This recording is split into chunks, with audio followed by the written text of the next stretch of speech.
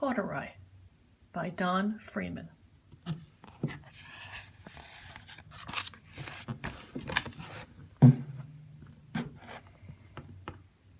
Corduroy is a bear who once lived in the toy department of a big store.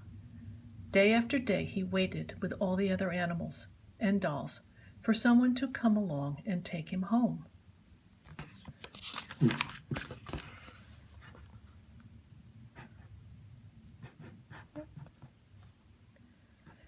The store was always filled with shoppers buying all sorts of things, but no one ever seemed to want a small bear in green overalls.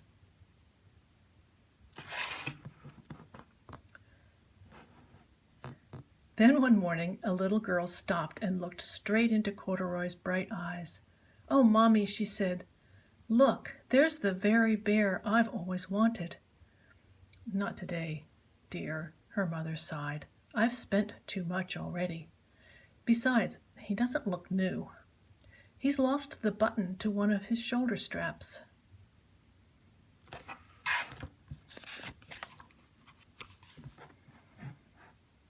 Corduroy watched them sadly as they walked away.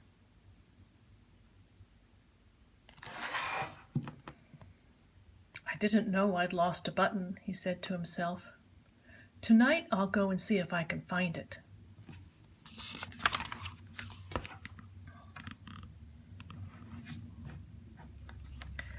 Late that evening, when all the shoppers had gone and the doors were shut and locked, Corduroy climbed carefully down from his shelf and began searching everywhere on the floor for his lost button.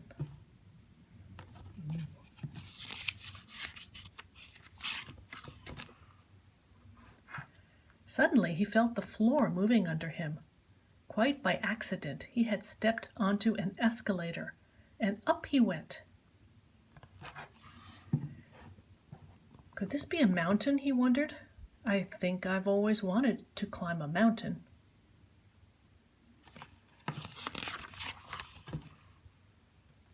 He stepped off the escalator as it reached the next floor, and there, before his eyes, was a most amazing sight. Tables and chairs and lamps and sofas and rows of beds. "This must be a palace," gasped Corduroy. "I guess I've always wanted to live in a palace."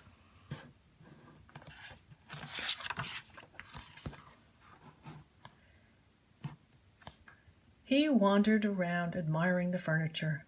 "This must be a bed," he said. "I've always wanted to sleep in a bed." And up he crawled onto a large, thick mattress. All at once he saw something small and round. "Why, here's my button," he cried, and he tried to pick it up. But like all the other buttons on the mattress, it was tied down tight. He yanked and pulled with both paws, until pop! Off came the button, and off the mattress Corduroy toppled. Bang! Onto a tall floor lamp. Over it fell with a crash.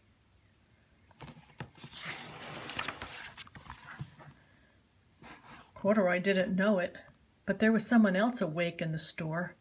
The night watchman was going his rounds on the floor above. When he heard the crash, he came dashing down the escalator.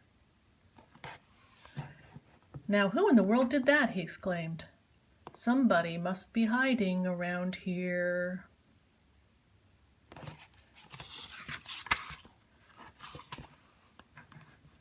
He flashed his light under sofas and beds until he came to the biggest bed of all. And there he saw two fuzzy brown ears sticking up from under the cover. "Hello," he said. "How did you get upstairs?"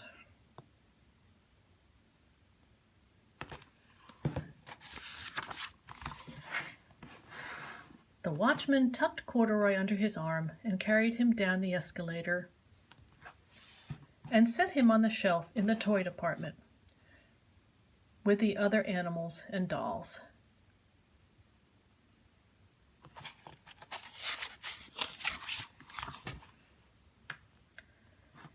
Corduroy was just waking up when the first customers came into the store in the morning. And there, looking at him with a wide, warm smile, was the same little girl he'd seen only the day before. "I'm Lisa," she said. "I'm Lisa," she said. "You're going to be my very own bear. Last night I counted what I've saved in my piggy bank, and my mother said I could bring you home."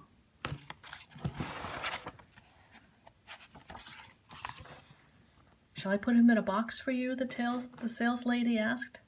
"Oh, no, thank you," Lisa answered, and she carried Corduroy home in her arms.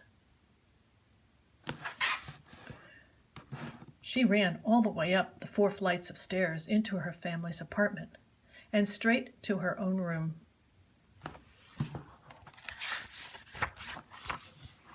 Corduroy blinked.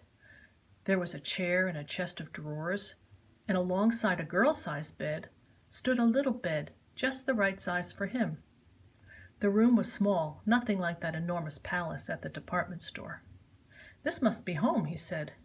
"I know I've always wanted a home." Lisa sat down with Corduroy on her lap and began to sew a button on his overalls. "I like you the way you are," she said, "but you'll be more comfortable with your shoulder strap fastened."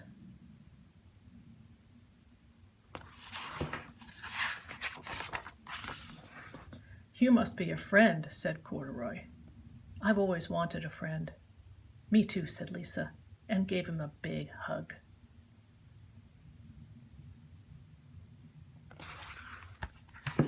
The end.